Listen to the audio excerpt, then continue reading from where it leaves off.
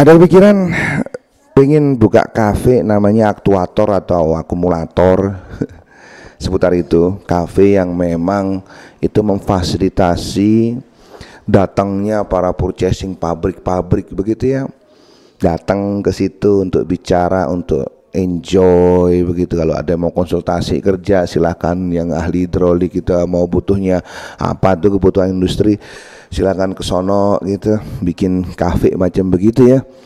Jadi konsumennya adalah para purchasing pabrik atau industri gitu, masuk sudah pokoknya keluar udah rupa PO gitu, supaya hemat gitu kan. Isinya itu ya pertama ada baceman tempe ya, kemudian ada apa mendoan gitu, kemudian ada tempe kering, sana ada tahu sama petis gitu, semuanya menu tempe biar hemat.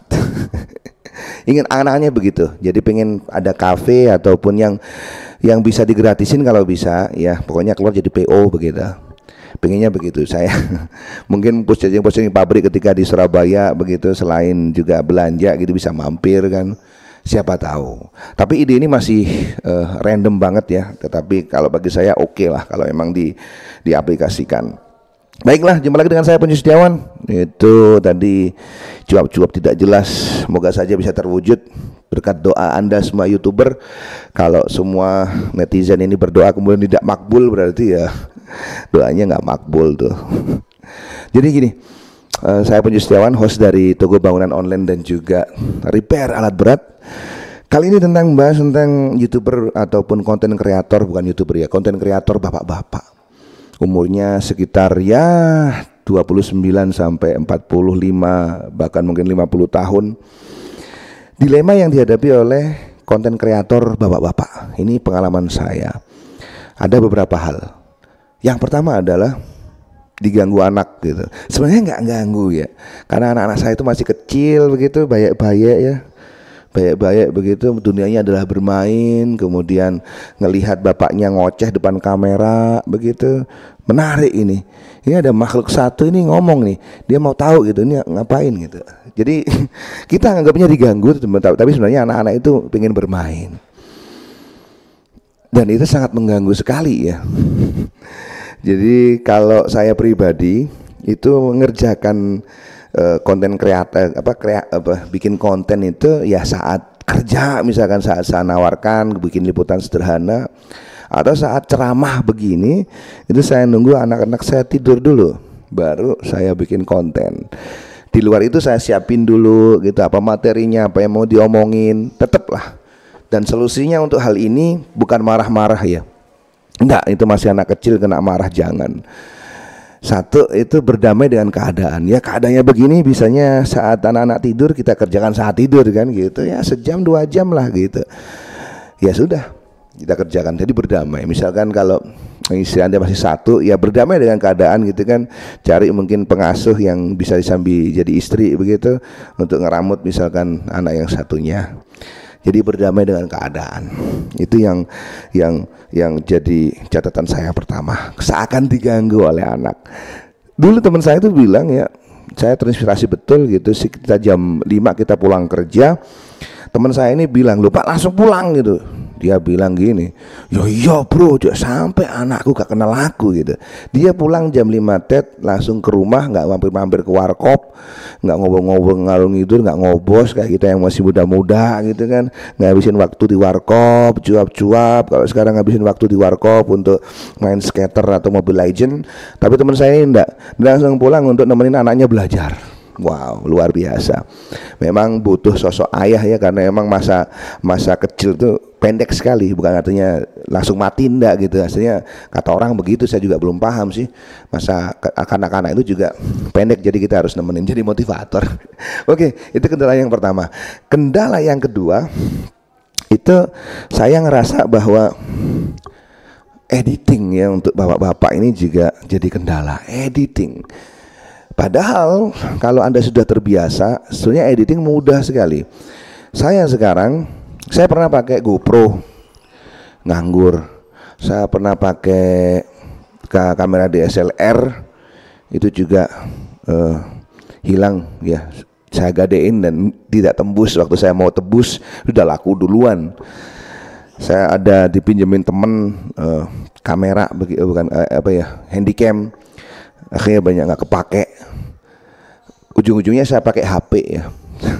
Saya shoot ini pakai HP, tetapi kebetulan ada mixer, ada mic, ini kondenser elektrik, kondenser mic, ini merek Kretz gitu.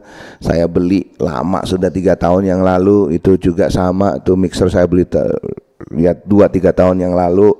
Kebetulan ada laptop second, itu saya gunakan untuk ngerekam audio ya, audionya saja, tapi kameranya atau visualnya saya pakai HP.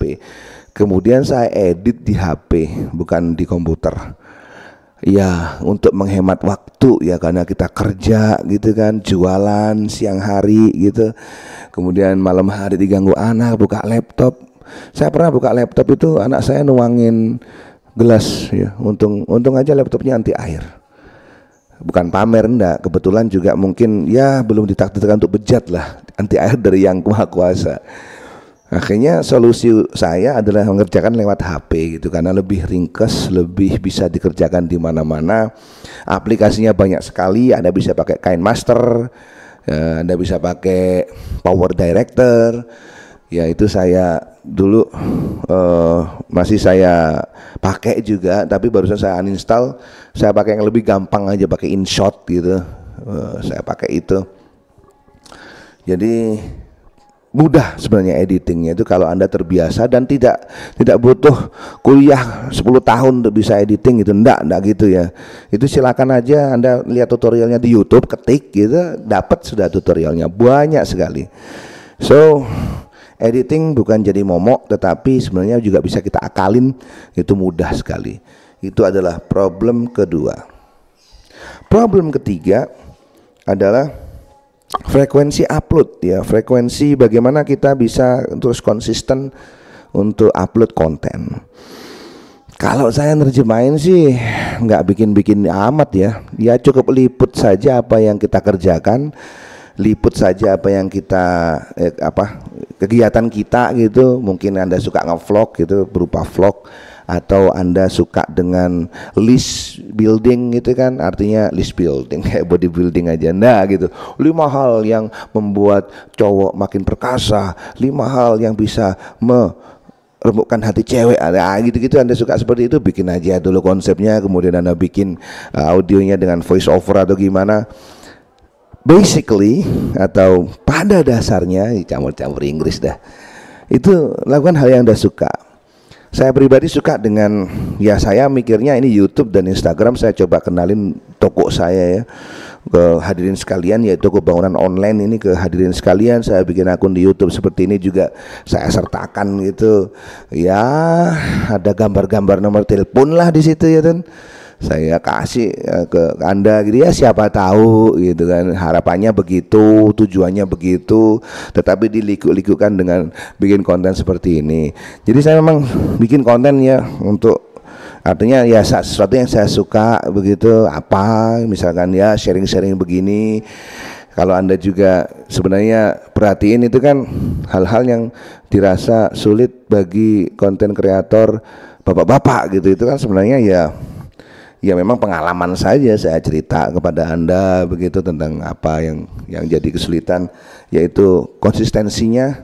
Dan sebagai saya untuk ngatasin hal ini sebenarnya gampang aja, yaitu upload, bikin konten ataupun liput apa yang Anda suka atau bahas apa yang Anda suka. Saya kira nanti konsistensinya muncul sendiri, nggak usah disuruh-suruh ya. Kalau saya pribadi misalkan disuruh untuk misalkan mengulas politik gitu, ya saya nggak alih-alih politik amat bro.